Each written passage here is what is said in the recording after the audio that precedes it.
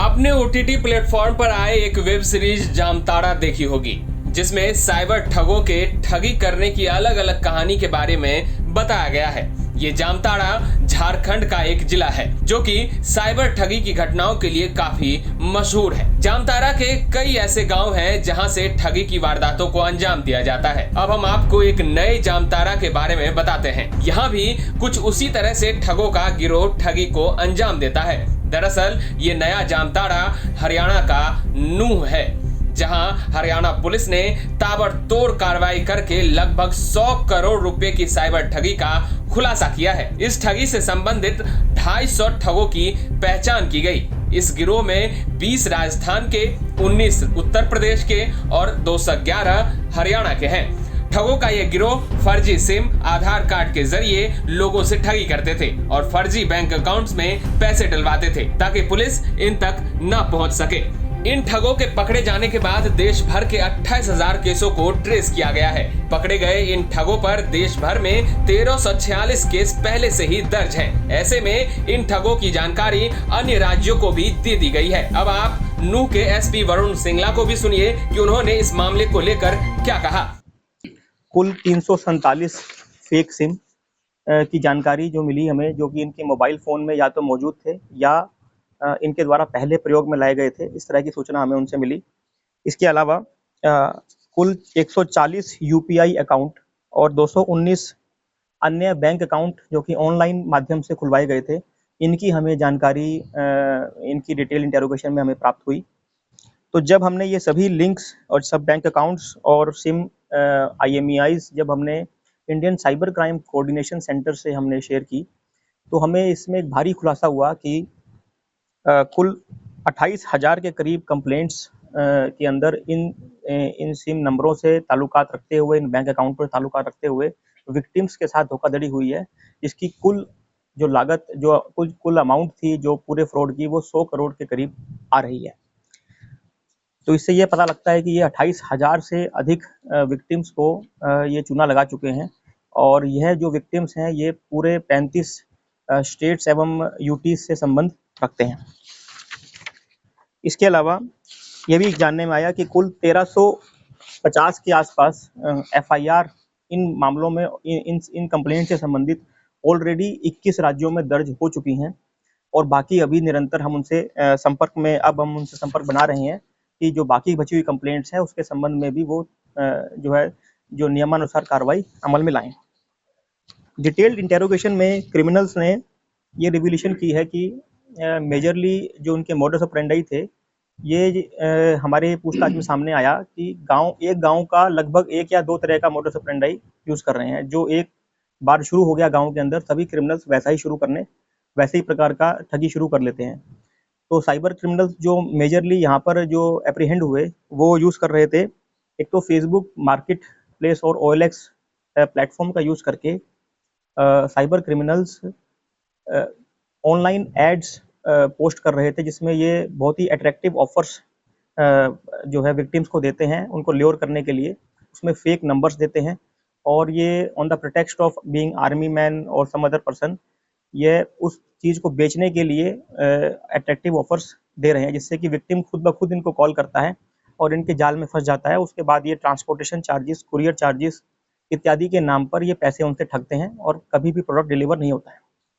इसके साथ साथ ये भी सामने आया कि एक इनका मोडस ऑपरेंडी नटराज पेंसिल की पैकेजिंग, इसके संबंध भी एक ये लोग ऑफर देते हैं कि घर बैठे आप नौकरी करें और आपको पैकेजिंग करनी है और 30,000 रुपये महीना आपको इनकम होगी। और इससे वो एक गरीब विक्टिम्स के साथ रजिस्ट्रेशन फीस के नाम पे, वन टाइम चार्ज के नाम पे, पैकेजिंग मटेरियल के नाम पे, कुरियर फी के नाम पे ये ठगी कर रहे हैं।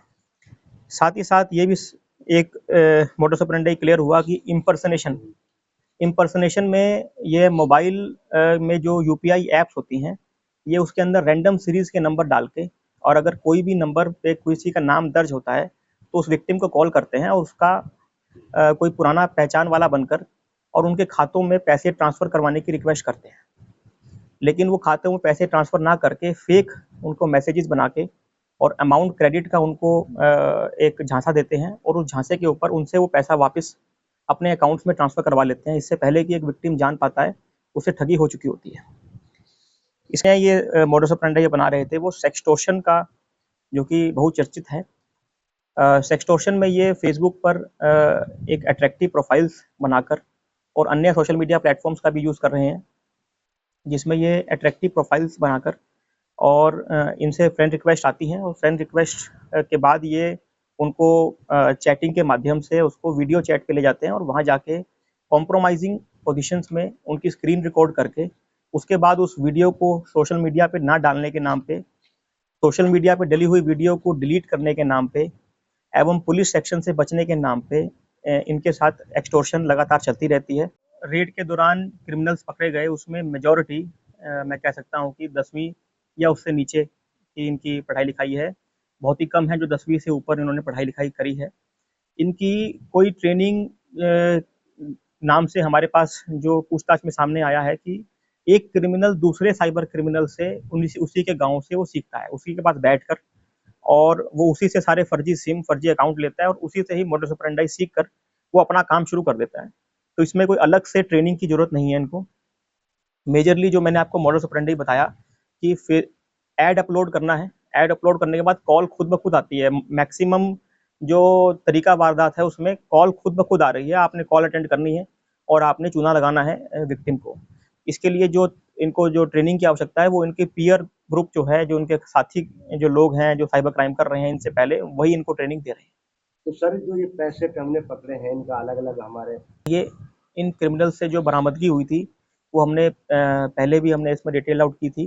उसमें जो उनसे फर्जी आधार कार्ड बरामद हुए थे, पैन कार्ड बरामद हुए थे, जो सिम बरामद हुए थे और जो सिम इनके फ़ोन में इस्तेमाल हुए थे वो सभी मैंने डिटेल आउट किए हैं। साथ ही साथ इनके अन्य साथियों का, जैसे मैंने बताया कि 250 से करीब 250 अपराधी जो इनके सह आरोपी हैं वो नामित हमारे मुकदमों में हो गए हैं और उनकी धरपकड़ जारी है। किसी भी अपराधी को पकड़ने के लिए पहले रैकी की जाती है एवं उसकी लोकेशन आइडेंटिफाई होने पर उस पर रेड की जाती है जो नियम, पुलिस नियमों के तहत। तो उसी के तहत जो है लगातार हम इनकी धरपकड़ करने के लिए हमारे इंटेलिजेंस का भी यूज़ कर रहे हैं और हम टेक्निकल सर्वेलेंस का भी यूज़ कर रहे हैं और हम इनको जल्द से जल्द पकड़ेंगे। जी बिल्कुल, हमने सभी जो स्टेट हमारे पुलिस के सीनियर अथॉरिटीज़ हैं उनसे हमने कॉन्टैक्ट एस्टेब्लिश किया है और इन क्रिमिनल्स के लिए भी किया है। एवं जो मैंने आपको बताया कि जो इतने भारी मात्रा में जो लिंक हमें मिले हैं, जो इनकी और कल्पेबिलिटी है, 28,000 के करीब कंप्लेंट्स हैं, उस संबंध में भी, ताकि इन क्रिमिनल्स की जो कल्पेबिलिटी है वो सभी इनके अपराधों के लिए, एक अपराध के ऊपर ना सभी अपराधों के लिए इनकी फिक्स की जाए, उसके लिए भी हमने पत्राचार शुरू कर दिया है और सभी पर कार्रवाई होगी। 28 अप्रैल की देर रात 5,000 पुलिसकर्मियों की 102 टीमों ने नूह के 14 गांवों में एक साथ छापेमारी की थी। इस दौरान करीब 125 संदिग्ध हैकर्स को हिरासत में लिया गया था। इनमें से 66 आरोपियों की पहचान कर उन्हें गिरफ्तार किया गया। सभी को कोर्ट में पेश कर 11 दिन की रिमांड ली गई थी। इनसे पूछताछ में यह खुलासा हुआ कि कैसे वे फर्जी सिम और आधार कार्ड के जरिए नई तकनीक से लोगों के साथ ठगी करते थे। पुलिस छापे के दौरान जब्त किए गए मोबाइल फोन और सिम कार्ड की भी जांच कर रही है। नूह से संजय राघव के साथ ब्यूरो रिपोर्ट, हरियाणा तक।